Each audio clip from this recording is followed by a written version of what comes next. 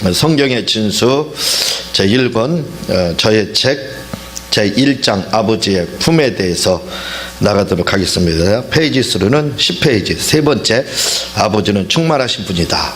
이 부분을 나가도록 하겠습니다.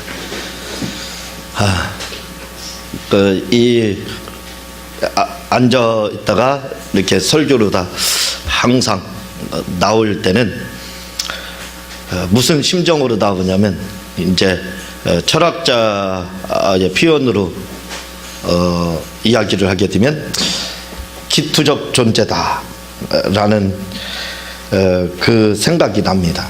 그 철학 용어 중에서 기투적 존재다라는 생각이 나는데 그게 무슨 말이냐면 사람이라는 존재가 우주 가운데 던져진 그런 존재다 이거죠. 그러니까 참 누구나 다 그래서 외로움을 느끼고 인기 정상에 있는 것 같지만 집에 들어가면 허전하고 공허하고 쓸쓸하고 그래서 이제 그것 때문에 우울증에 걸리기도 하고 또 뿐만 아니라 연예인들은 많은 대중들의 인기를 누리다가 지지를 받다가 집에 들어가면 허무하다는 겁니다. 맥이 빠지고 그러다 인기가 추락하면 이제 견딜 수 없어서 괴로워하다가 우울증에 빠져서 자살하는 사람도 있다 이거죠. 그런데 비단 그들만의 이야기가 아닙니다. 사실은 모두가 다 그래요. 사람이라는 자체가. 그래서 그걸 이제 우리가 흔히 하는 말로는 군중속의 고독 이렇게 이제 표현을 하는 거예요. 그걸 이제 철학적 표현으로는 피투적 존재 이렇게 이야기를 하는 겁니다. 그러니까 누구나 다 그런 존재죠. 그러나 이 피투적 존재는 좌절하고 절망하고 우울증에 빠질 수 있는 그런 존재가 되지만 그러나 기투적 존재는 좀 다릅니다. 피투적 존재는 우주 가운데 빠져서 우주 미화와 같은 그러한 존재와 같지만 이 기투적 존재라고 하는 것은 비록 우주에 내던져져 있지만 그래도 어떤 목적을 향해서 뜻을 이루기 위해서 달려가는 존재, 그 존재가 바로 이 기투적 존재다 이렇게 말을 합니다. 그래서 우리 기독교인들은 피투적 존재만이 아니라 이거죠. 우주 가운데 비록 던져져 있지만 그러나 그 우주에서도 뭔가 하나님의 뜻을 이루기 위해서 그 목적을 위해서 달려가는 그러한 존재. 그런데 제가 이제 이렇게 설교자들은 단상에 오르기 전에 기투적 존재가 항상 생각이 나는 겁니다. 왜냐하면 이곳에 올라와서 말씀을 전하면서도 항상 하나님께서 영감을 주시지 않으면 이거 죽을 쓰고 내려온다. 그럴 수밖에 없습니다. 아무리 말씀을 철저히 준비했다 할지라도 그리고 저처럼 이렇게 제 책을 나간다 할지라도 역시 똑같아요. 그래서 이 시간에는 성령의 온전한 그 사로잡힘, 성령의 온전한 임재, 그래서 그 임재 가운데 기름 부음이 있다 그랬지 않습니까? 그 기름 부음이 말씀 가운데 있을 때만 이 설교의 파워가 있고 그리고 한마디로 설교가 잘 되게 돼 있습니다. 또 여러분들도 그렇게 은혜를 받게 돼 있다 이거죠. 그래서 그런 심정으로 항상 올라요, 단상이. 그래서 아마 목회하시고 설교하시는 목사님들은 제 말씀에 이렇게 다 동감을 하게 될 겁니다. 먼저 시간에 하나님을 우리가 아버지다 이렇게 이야기를 하는 부분에 대해서 말씀을 드렸습니다. 그래서 왜 하나님을 아버지라 하느냐 할 때는 아버지라는 것은 낳았다는 뜻이다 이거죠. 어머니라는 뜻은 양육자, 아주머니, 양육자, 주머니, 아기 주머니 배에서 양육하고 태어나서 양육하는 그 존재가 여자다 이거죠. 그래서 여자는 육체를 낳는 존재지 양육하는 존재입니다. 육체를 양육시키는 존재다 이거죠. 그러나 아버지라는 존재는 누구냐면 바로 낳았다. 우리나라 말로는 씨를 낳았다 이렇게 이야기하지만 그러나 성경상으로 이야기할 때는 바로 영혼을 낳은 자다 이렇게 되어 있습니다. 그래서 마태복음 1장에 누구는 누구를 낳고 누구는 누구를 낳고 하면서 계속 그것이 이어지다가 드디어 우리 영혼을 낳은 분이 누구냐 했을 때 누가복음의 3장에 가서는 분명히 누가는 밝히고 있습니다. 그걸 조상으로서 다시 말하면 조상이라는 것은 촌수로 계산을 하면 직계조상은 무조건 다 아버지가 일촌인 것처럼 할아버지도 일촌, 고조할아버지, 증조, 고조, 뭐 10대, 30대, 천대 할아버지도 다 일촌이라 이거죠. 그러니까 그 거슬러 올라가다 보니까 아담의 이상이다 이렇게 했는데 조상이라는 말이죠. 촌수라는 말이죠. 일촌이란 말입니다. 그 이상은 하나님이다 이렇게 말씀을 하고 있습니다. 그래서 하나님과 우리가 관계가 일촌이다. 요즘 젊은 아이들 용어 중에 뭐냐면 일촌 삼기. 그게 일촌 삼기가 그들은 무슨 뜻으로 하는지 모르겠어요. 알고 하는지는 모르겠어요. 아마 여자 남자의 그 교제를 이야기하는 건지 저희가 잘 그 세계를 모르니까 그런 뜻인지 모르지만 여자 남자는 결혼해도 무춘이에요. 몰라서 그런지 모르지만 그리고 또 일촌 삼다 가면 아버지가 된다는 말이거든요. 그건 또 아닐 거 아니에요. 근데 아마 그런 의미에서 일촌 삼기는 너와 나가 결혼하자 뭐 이런 그런 뜻 아닐까 이렇게 이제 생각을 하는데 그게 일촌이 아닙니다. 그건 형제간의 이촌이죠. 그게 일촌이 아니라 진짜 일촌은 바로 아버지와의 관계가 일촌이 된다 이거죠. 그러니까 일촌 삼기 운동, 뭐 일촌 디자 뭐 이렇게 요즘 유행하는데 일촌 되려면 그들이 하나님을 아버지로 모시면 돼요. 그 일촌 삼는 겁니다. 그렇게 되면. 그렇죠? 그래서 하나님을 아버지로 영접을 하고 예수를 나의 주님으로 영접하면 하나님이 우리 아버지가 됩니다. 그러니까 아버지와 우리와의 관계가 일촌되니까 일촌 제대로 삼는 거예요. 그 말을 그러니까 바로 해석을 하게 되면 예수 믿고 하나님의 아들 되자, 하나님의 자녀 되자. 결국은 예수 믿자 그 말입니다. 그 어렵게 표현을 잘못된 표현이라 이거죠. 제대로 표현하면 예수 믿자 이거예요. 예수 믿고 하나님과 나와 당신과 우리 일촌 되자. 하나님 안에서 일촌 되자 그 말이다 이거죠. 그래서 하나님은 우리의 영혼을 낳은 분이다 이거죠. 그래서 그분이 바로 우리가 아버지다 이렇게 이야기를 하고 있습니다. 오늘 아버지는 충만하신 분이다 이렇게 말을 하고 있거든요. 성부 아버지는 만물 위에 관여하십니다. 이 만물이라는 것은 우리가 이렇게 표현합니다. 자연 이렇게 말을 해요. 아유 자연이다 이렇게 표현을 합니다. 저 자연들 좀 봐라. 나무 뭐 이런 것들을 보면서 자연이 너무 아름답다. 자연 보호하자 이렇게 하거든요. 근데 우리가 실제적으로 우리 기독교인들은 그런 단어를 써서는 안 됩니다.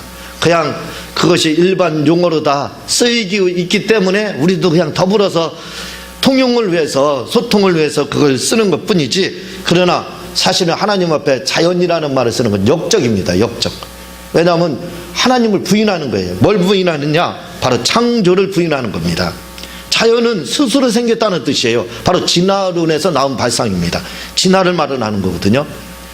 그래서 자연이라는 말을 쓸 때는 이건 기독교에서는 쓸 수 없는 단어입니다. 사실은 써서는 안 돼요. 하나님을 우리가 부인하는 거예요. 천지창조 하나님이 하셨다 해놓고 자연 보러 가자, 자연 경치 보러 가자, 뭐 자연 보호, 그 뭡니까? 스스로 생겨났다는 거예요. 자연은요 진화가 됐다는 건데 바로 하나님이 창조해냈다고 하고 그렇게 표현해. 그래서 성경은 자연이라는 표현을 다른 말로 표현을 하고 있습니다. 그걸 바로 피조물이다 이렇게 표현을 해요. 하나님 만드셨다, 창조했다 이거죠. 그리고 또 다른 표현을 쓰고 있습니다. 그래서 뭐냐면 바로 만물이다 이렇게 표현을 하고 있어요. 만물. 그래서 만물 하게 되면 전체를 말을 하는 거예요. 이 하나님이 만물보다 크시다. 이 말은 만유보다 크시다, 만물보다 크다 이거죠. 그것은 만물이라 할 때는 우리가 생각하기엔 자연 이것만 생각하는데 우주 지구 안에 있는 자연 이것만 생각하는데 그걸 초월합니다. 우주를 초월하고 태양계를 초월을 합니다. 그리고 은하계를 초월을 해요. 은하계를 초월을 그게 이제 우주죠. 은하계가 수억 개로 다 이렇게 구성이 됐다고 하죠. 아인슈타인은 반지름이 350억 광년 그렇게 말합니다. 제 지름을 하면 700억 광년, 한 바퀴 도는 데는 우주의 끝이 있는데 7천억 광년 이렇게 이제 아인슈타인은 이야기를 하고 있습니다. 그 광대하다 했죠. 강한 그걸 우리가 보기에는 굉장히 그것만 그러면 만물이다라고 생각한다. 아닙니다. 만물은 그 하나님이 창조한 모든 것은 다 만물이에요. 그러면 하나님이 창조한 것이 어디까지 포함되느냐? 바로 천국까지도 포함되는 거예요. 하나님은 천국을 창조하신 분입니다. 천국도. 아버지의 집을, 이거 말씀을 주님이 하셨지만 아버지의 집과 천국은 또 분리가 되죠. 그 아버지 집뿐만 아니라 천국이라는 자체도 하나님께서 창조하시고 사람만 창조하신 것이 아니라 하나님 외에는 아무것도 존재하지 않을 때 바로 천사까지도 창조했다 이거죠. 그 모든 것들이 다 만물에 들어가는 겁니다. 이제 광역적으로 이렇게 보게 되면요, 그냥 우리가 광역적으로 보지 않고 한 지역적으로 다 보게 되면 우주 안에 있는 한 지구, 그걸 이제 우리가 만물이다 이렇게 생각하는데 그렇지 않다 이거죠. 하나님이 만물보다 크시고 마녀보다 크시다 이렇게 이야기를 했습니다. 아버지는 나보다 크시다, 마녀보다 크시다. 주님이 그렇게 말씀을 하신 것은 뭐냐면 그분이 마녀를 창조했지 않습니까? 만물을 창조했다 이거죠. 그러니까 우주의 그 어떤 것보다도 창조하셨기 때문에 만물보다 그분 창조자가 더 큰 거죠. 그래서 만물보다 크시다 이렇게 이야기를 합니다. 자, 이렇게 이 아버지는 만물 위에 만물, 그런데 하나님 아버지의 하시는 사역, 아버지의 하시는 일, 아버지의 하시는 일, 아들의 하는 일, 성령님의 하는 일들이 뚜렷하게 구분이 됩니다. 나누어진다 이거죠. 그래서 아버지는 무슨 일을 하시느냐 할 때 그분은 프로젝트를 하나 짜는 거죠. 천지창조에 대한 프로젝트를 짜고 그걸 실상으로 옮기시고 행하시고 하는 것을 우리 주님이 관여하시고 또 주님을 통해서 우리 성령님이 그 일을 이루셨다. 요한복음에서는 그렇게 이야기를 하고 있는 거예요. 그런데 그렇게도 하나님께서 만물을 창조하셨고 그렇게 하시는 일이 사무의 하나님이 각각 다르지만, 그러나 이걸 다른 면로 다 표현을 하게 되면 여기서 관여하신다. 제가 그렇게 성부 아버지는 만물 위에 관여하신다 이렇게 관여로 이야기를 하고 있습니다. 그런데 이 관여하신다라는 말이 무슨 말이냐면 쉽게 말해서 충만하다는 거죠. 충만, 꽉 찼다 이겁니다. 빈틈이 없다 이 말이에요. 요즘에 그 유비쿼터스 유행입니다. 그래서 유비쿼터스 앞으로 미래형 도시, 미래형 아파트는 다 유비쿼터스로 다 이루어진다. 그래서 가정도 지금도 이제 그게 시행돼서 임상 가운데 있는 그런 지역들이 있죠. 그래서 스마트폰 하나 가지고 그걸 가지고 보일러도 켜고 밥도 하고 또 뭐 다른 거 아이들 공부 하나 안 하나까지도 다 감시할 수 있고, 다시 말하면 그 하나 가지고 모든 걸 다 조정할 수 있다 이거죠. CCTV니 뭐 이런 것까지도 다 조절할 수 있다 이거죠. 이걸 뭐라고 그러냐면 유비쿼터스라고 합니다. 그런데 이 유비쿼터스라는 말이 어디서 온 말이냐 이거예요. 이것이 바로 하나님의 속성을 이야기합니다. 조직신학에서는 바로 하나님의 속성이라는 뜻을 가지고 있거든요. 그걸 다른 말로 무수부재 또는 편재성 이렇게 말을 합니다. 하나님의 속성 중에 편재성과 그리고 무수부재성 이렇게 말을 하는데, 무수부재라는 말씀이 편재하다는 말씀과 똑같은 겁니다. 안 계신 곳이 없다 이거죠. 어디나 하나님은 계시다 이거죠. 그래서 그분은 만물 위에 계시다 이렇게 이야기할 때 하나님은 만물 위에 계시다, 만물을 관여하신다 이 말은 우주 또는 단순히 지구 안에 있는 동식물 관여 이렇게 하시겠지, 그게 아닙니다. 그렇게 그것만 관여하시는 분이 아니라 바로 하늘까지도, 여기서 하늘은 우리가 보는 대기권을 말하는 게 아니라 바로 천국을 말하는 거예요. 새하늘과 새 땅이 될 그곳 아버지의 집을 뿐만 아니라 천국과 아버지의 집과 뿐만 아니라 거기서 끝나는 것이 아닙니다. 바로 음부까지도, 다시 말하면 음부라고 구체적으로 말을 하면 음부는 구체적인 것이 아니지만 바로 지옥까지도, 음부의 끝인 그 지옥까지도 이야기를 하고 있습니다. 거기까지 관여하시는 거예요. 하나님이 하시는 겁니다. 그곳에도 하나님이 계시지 않은 것이 없다 이거죠. 제가 이번 주에 어떤 것을 보게 됐는데 캐더린 쿨만 여사, 그러니까 30일 동안 지옥을 보고 여행을 한 기록한 그것을 제가 봤습니다. 캐서린 쿨만 여사는 베니 목사님의 스승이지요. 그래서 베니 목사님이 그분의 집회에 은혜 받아가지고 성령님에 대해서 알고 지금 이렇게 세계적인 종이, 하나님의 종이 될 수 있었던 거. 하나님의 종으로 목사님으로 이렇게 지금 세계적인 목사님이잖아요. 베니 목사님. 그렇게 쓰임받았던 것은 바로 캐서린 쿨만 여사입니다. 그분에게 영향을 성령론에 대해서 아주 지대하게 받았어요. 근데 이분이 저는 영적으로만 굉장히 성령님으로만 민감한 줄 알았더니 그것뿐만이 아니었어요. 주님이 찾아오셔가지고 30일 동안 왔다 갔다 영이요. 그러면서 자기 영이 빠져나갈 때 자기 이 육체를 보는 거 다 보이더라는 거예요. 그리고 그 지구를 보고 막 이런 것들을 다 우주선 쳐서 우주선을 보면서 우주선으로 올라갈 때 밑에를 보면 다 보인다잖아요. 지구가 점점 작아지고 그런 것들이 보이는 것처럼 비행기 타도 역시 보이지 않, 막 올라가면 이제 성냥감만하게 차들이 보이고 사람은 개미같이 보이고 그러는 것처럼 그렇게 올라갔더래. 그런데 주님이, 예수님이 캐서린 쿨만 여사를 모시고 이렇게 이제 데리고 가는데 뭐라고 이야기를 하냐면 너에게는 천국을 보여주지 않겠다. 천국은 많은 사람들에게 보여줬기 때문에 너는 지옥에 대한 것을 보여줄 텐데 한 달 동안 30일 동안 보여줄 텐데 너는 자세하게 기록해라. 그래도 이렇게 기록해도 사람들은 에이 이거 꿈꾸고 나서 이런 걸 썼느냐 그렇게 말할 것이다. 어떤 사람들은 아무리 이야기한다고 할지라도 믿지 않을 것이다. 해서 그 지옥을 체험을 시킵니다. 한 달. 그러니까 갔다 오고 해서 한 달 동안 왔다 갔다 영이 빠져나갔다. 그걸 이제 우리가 입신 이렇게 이야기하는데 그렇게 바울사도처럼요. 그렇게 빠져나갔다 왔다 갔다 해서 한 달을 지옥 체험을 하게 됩니다. 아주 끔찍하더라고요. 그렇게 다시 말하면 그런 지옥에도 하나님은 계신다 이거죠. 관여하신다. 그게 만물에 계시다는 거예요. 그게 바로 편재성, 그리고 그게 바로 무수부재라는 뜻입니다.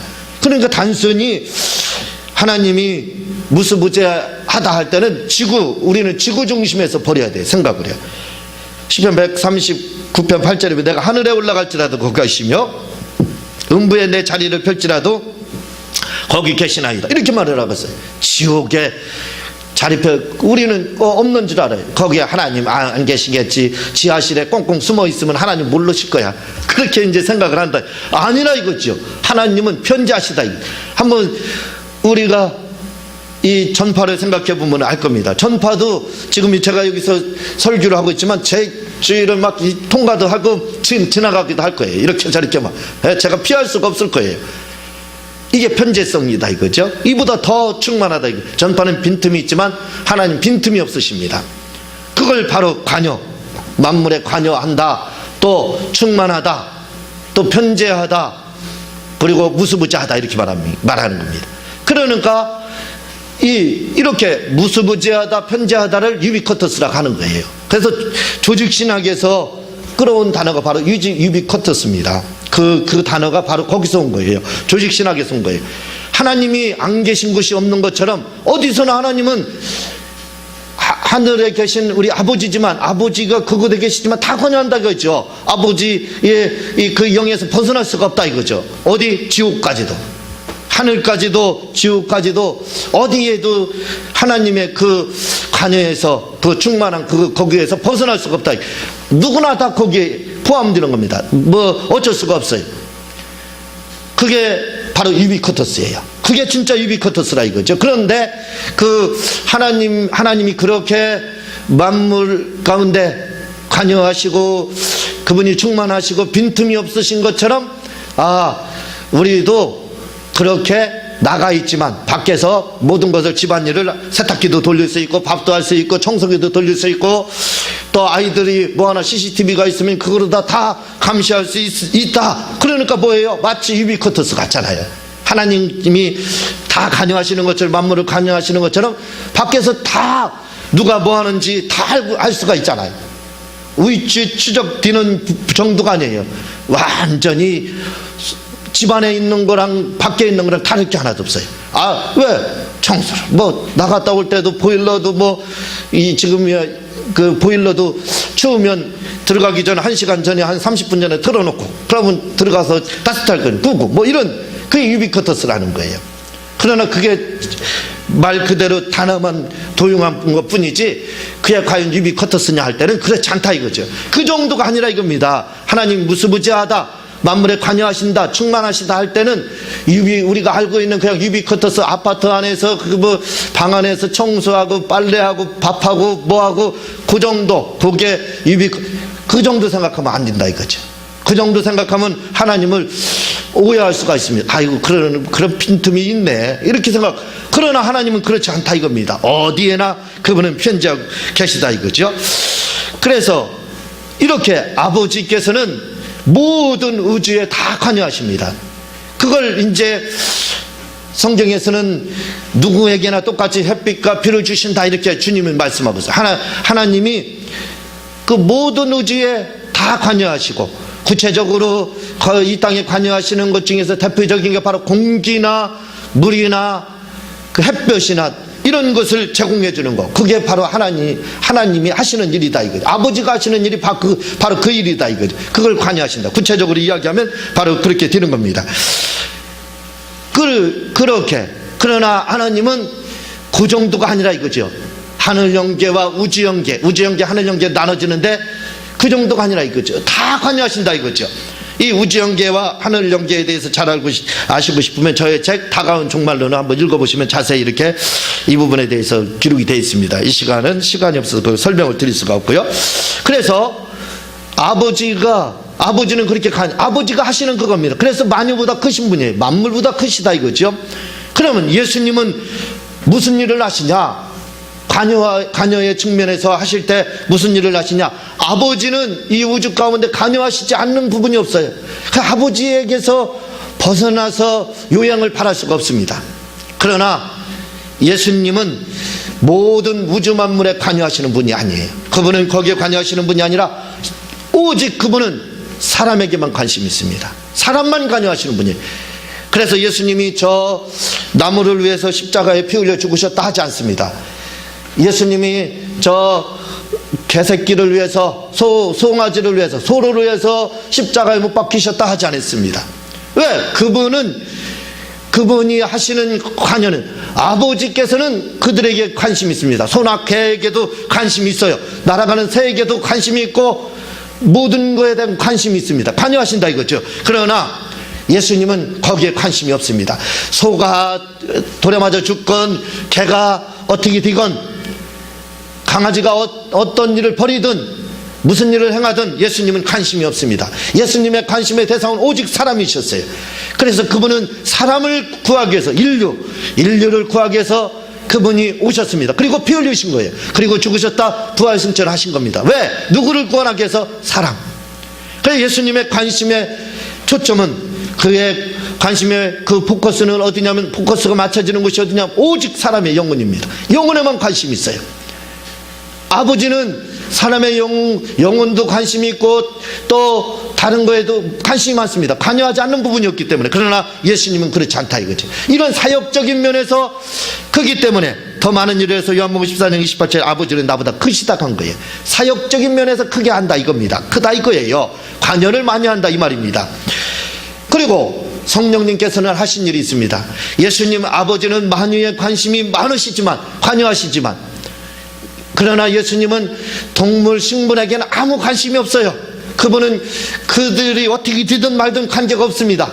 오직 한 사람이라도 죄인이 회개하기를 돌아오기를 바라는 거예요. 그 영혼이 구원받아서 아버지의 나라 천국에 가고 아버지의 집에 가기를 원하시는 분이 바로 예수님이십니다. 거기에만 그래서 관심이 있어요. 오직 예수님의 관심의 대상은 사람입니다. 사람에게만 관심이 있어서 사람이 구원받기를 원하고 계셔요. 그게 예수님이십니다. 그러나 또 성령님은 다릅니다. 성령님은 또 달라요. 성령님은 사람한테 관심이 없습니다. 이상하지요? 아니 왜 사람한테 성령님이 관심이 없습니까? 관심이 있겠지만 그러나 예수님과 같이 관심은 없습니다. 하나님은 우주 만물에 관심을 가지고 있어요. 관여를 하십니다. 그리고 그러나 예수님은 우주 만물에 관심이 없으셔요. 오직 사람, 인류 구원, 인류에만 관심이 있으셔요. 그래서 사람을 위해서 죽으셨습니다. 그런 그분은 사람을 위해서 오셨습니다. 성령님은 그럼 누구를 위해서 오셨느냐 이거예요. 성령님은 믿지 않는 사람들 가운데 계신 분이 아니에요. 그분이 오신 것은 믿는 자들 속에 내주하기 위해서 오셨다고 그랬어요. 그러니까 성령님은 또한 관심이 축소가 됩니다. 누구에게만 관심이 있느냐? 바로 믿는 자들. 믿는 자들에게 성령께서는 인치시고 그들을 통해서 예수를 증거하는 증인이 되기를 원하시는 거예요. 그 일만 관심이 있어요. 성령님의 하시는 그 일, 성령의 관심의 대상은 바로 믿는 자들이에요. 믿는 자, 안 믿는 자들이 어떻게 되든 말든 성령님 물론 조금이야 관심이 있겠지만 전적인 관심은 없습니다. 그러나 안 믿는 자들에게 우리가 복음을 증거하게 되면, 예수님에 대해서 말씀을 드리게 되면 그때부터는 관심을 가져요. 그래서 그 속에서 그분이 그 말씀을 받고 변화되기를 원하는 거예요. 변화시키는 그 일을 하시는 겁니다. 그렇게 관여는 하셔요. 그렇지만 그건 성령이 하시는 부분 중에 일부분입니다. 실제 성령님이 우리에게 관심을 갖는 것은 바로 믿는 자들, 안 믿는 저 불신자들에게 내주하시는 것이 아닙니다. 그분이 관심이 있는 것은 바로 그래서 내주를 믿는 자들에게 하는 거예요. 믿는 자들에게만 내주하셔서 그들이 하나님의 뜻대로 살고 말씀대로 그대로 순종하고 아버지의 뜻대로 살기를 원하고 그들이 예수님의 증인이 되기를 원하시는 분이 바로 성령님이십니다. 그래서 그분이 믿는 자들을 막 감동시켜서 하나님의 역군에, 하나님의 일꾼으로 막 쓰임받게 하시는 거예요. 이렇게 관여 측면이 다르다 이거죠. 그래서 아버지는 충만하십니다. 어디에? 우주에. 예수님은 어디에 충만하냐? 사람한테 충만하고, 성령님은 어디에 충만하냐? 바로 믿는 사람에게 충만하신 겁니다. 그래서 믿는 자들에게만 성령님이 오시는 거예요. 믿는 자 안에서만 충만하신 겁니다. 오늘은 여기까지만 하겠어요. 여러분들 잘 이해가면 될 겁니다. 다음 시간 제가 계속 나가도록 하고 제가 기도하고 주님 가르치는 기도로 마치도록 하겠습니다. 하나님 아버지 감사합니다. 오늘은 우리 하나님 아버지의 그 충만하신가, 예수님의 그 충만하신가